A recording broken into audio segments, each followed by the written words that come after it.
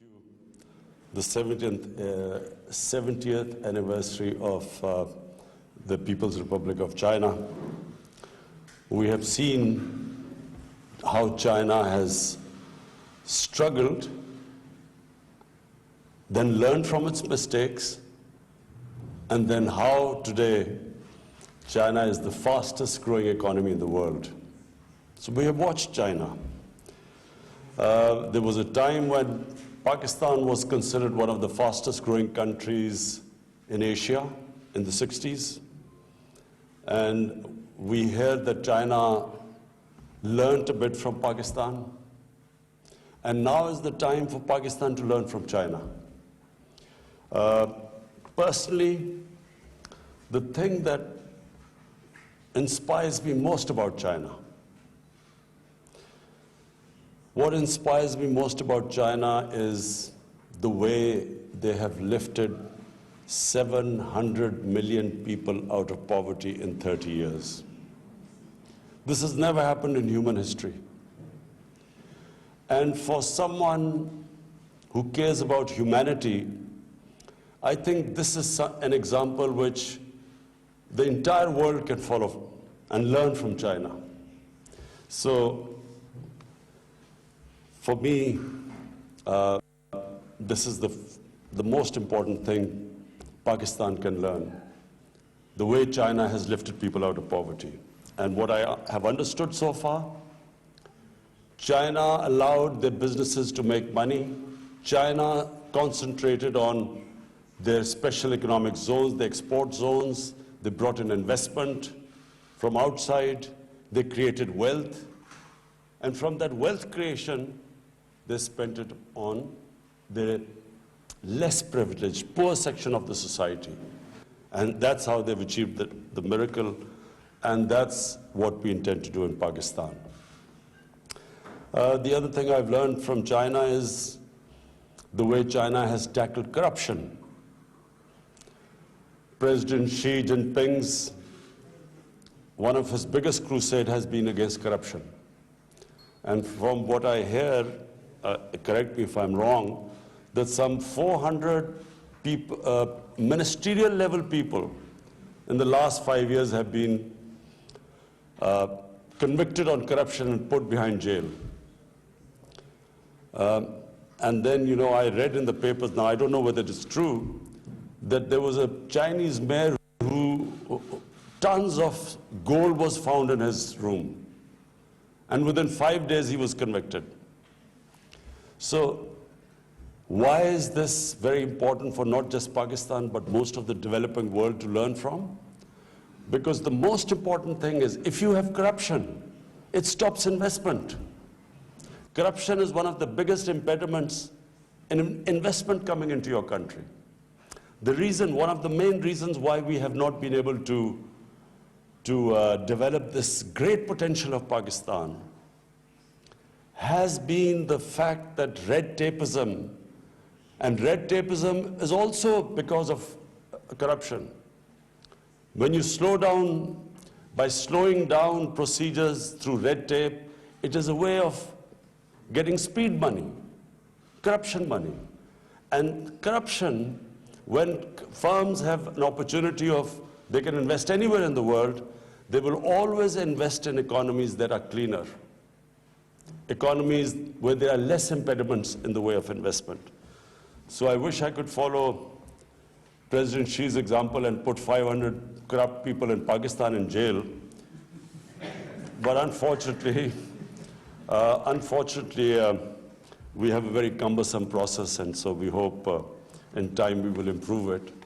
But I do believe that this is something also, the way China has gone ahead, the way they have learned from their experiences.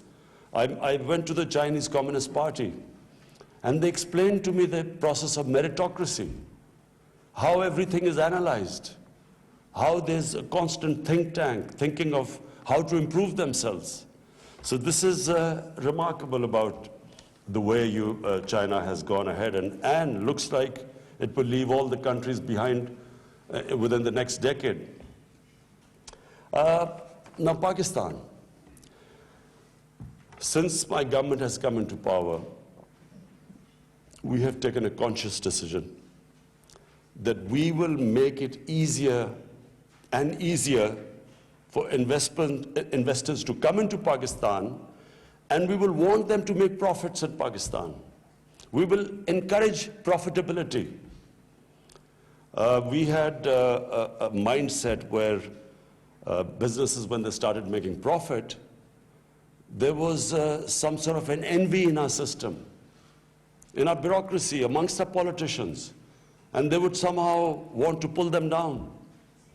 This government is the first government since 1960s which is encouraging businesses now, which wants them to make profits in Pakistan, which wants them to get rich in Pakistan.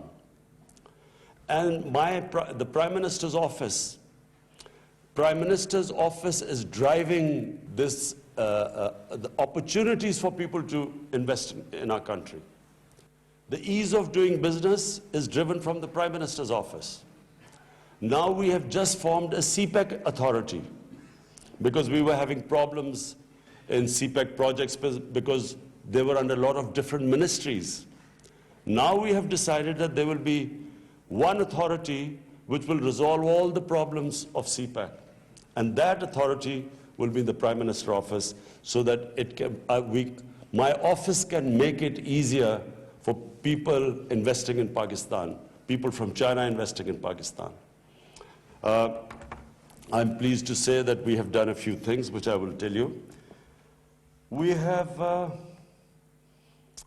in Gwadar Port and phase 1 of Gwadar Free Zone, that has been completed. And Gwadar Airport will soon be completed. Work has started on it. Gwadar, as you know, is the port, one of the whole idea of CPEC initially was to connect China to the Indian Ocean and to the Gwadar port. So we have also now, Gwadar's smart port city master plan has been improved finally. It took us time. Concessions for Gwadar port and free zone have been approved. Issues of tariff and pending payments on energy projects have been resolved. In the phase 2 of CPEC, our cooperation will focus on industrial cooperation, agriculture. Very important agriculture. Pakistan has one of the most fertile lands, but unfortunately one of the lowest productivities. And that's what we hope to learn from the Chinese experience of your high productivity, seed development, in water management, in fisheries especially. So that is the next emphasis. And why, just as my Commerce Minister said, why should people invest in Pakistan? So there are 5 reasons which I want to again repeat. Pakistan's strategic location. Pakistan is one of the most strategic located places in the world. Number 2, we have a population of 220 million people. And unlike China, Pakistan's 60% of Pakistanis are below the age of 30. One of the youngest populations, which means a vibrant population, a young, vibrant population, labor force. And then we have started this economic revival through reforms. You will be pleased to know, those who want to invest in Pakistan, that in the ease of doing business, Pakistan has made the biggest strides. We have gone up the greatest number in the whole of South Asia. And overall in the world, we are number 8 in a country that has made the greatest advances in ease of doing business. And then, of course, the industrial clusters through special economic zones. We are working on them. Some have moved ahead, others are a little bit slow, but we are now especially concentrating on our special economic zones. And where do we want Chinese investment? We would love them. We would want Chinese investors to come. I've met this morning very powerful Chinese investors, some already there and some who want to expand their investment. So I've met them. And I must say, I was very happy this morning with the quality of investors we have. So we will facilitate them, but the sectors we want Chinese investment is number one, textile, because Pakistan is one of the biggest producers of cotton, manufacturing, IT and financial services. We would like your people to come and help us there. Physical and technological logistics, food processing and agriculture, tourism and hospitality. Pakistan is one of the most untapped tourist potential places in the world.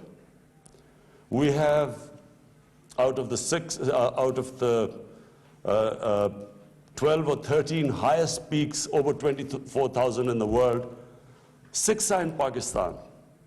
Pakistan's northern areas are twice the size of Switzerland, and it has diversity, different types of mountains. It has desert, it has plains, it has 1,000 kilometers of sea coast. So it is very diverse, a country which is not untapped for tourism so far. Secondly, Pakistan is one of the most, for religious tourism, it is one of the most sought after place for Buddhism. It was one of the centers of Buddhism. Taxila was one of the centers of Buddhism. Then for Sikhism, then for Hinduism, and then even for Christians, it has the highest number of churches in a non-Muslim, in a non-Christian city. Plus, Pakistan is one of the, well, I can't say this here because China is one of the oldest civilizations in the world, but compared to the other countries in the world, Pakistan is one of the oldest countries with a 5,000 years old Indus Valley civilization. Housing, we are just starting on one of the most ambitious plans of housing in Pakistan. We have decided to build 5 million houses in 5 years. Pakistan has a huge shortage of houses. We have at least a demand of 10 million houses right now. So there's a big shortage. So we are trying to build in the next 5 years 5 million houses, and affordable houses for people who cannot buy expensive houses. So we would appreciate, we would invite Chinese investment there. And then oil and gas. In oil and gas, we have huge areas which we haven't had, because of policies that discouraged drilling, we haven't had much interest in there, because now we have initiated policies for companies to come and drill in oil and gas. And then, of course, we one of the biggest copper and gold reserves. We have big coal reserves in Pakistan in Thar. So we already have Chinese companies in both, in gold as well as in coal. Security situation in Pakistan has improved. There was a time when people were scared to come to Pakistan because of our security situation. Thanks to our intelligence agencies, our security forces, Pakistan is now one of the safest places, and so that no longer is the issue. But we have specially created security forces to protect our Chinese workers there. So for Chinese, we have actually created a special force so that, you know, to provide them extra security. Our visa regime. We have liberalized our visa regime. For Chinese nationals, they can actually come and get visa at the airport. This was not the case before. We had a very difficult visa regime. So that has been eased up, and it is also for 70 other countries we have allowed them to come and get visas at the airport. All the major cities of Pakistan are connected with air routes now. This is now exactly where China was in 1978. This is where Pakistan is now. It's a great time to come and invest in the country. Our labor cost, as my Minister of Commerce said, our labor cost is only about 20%. 20% of what is the labor cost in China. So there is a comparative advantage now. We have of course, developing the free trade agreement with China now to the next phase. We are developing that further. And Pakistan, of course, because of its location, it gives Chinese companies coming into Pakistan to re-export from Pakistan. It's much easier, bearing in mind the trade restrictions right now on Chinese goods. So, finally, this is a great opportunity. I have especially come here, I came here today to talk to the Chinese investors. This is the time to come to our country. And from me, as the Prime Minister, I can assure you that the Prime Minister's office will be dealing with all the major investors in our country. And CPEC will be dealt again from the Prime Minister's office, so to make it easy for you to invest there and to remove all hurdles that are in your way. It's an exciting time in Pakistan because as we open up our country for business, it is a great opportunity for people to come and invest. And as we change the mindset in Pakistan, we want businesses to come and make money. We want businesses to come to China and make big profits, so that the more profits you make, we feel that more investors will come to Pakistan. Our main aim is that as we create wealth in our country, we want to raise, like China, we want to raise the people out of poverty as China has done in the last 30 years. Thank you very much.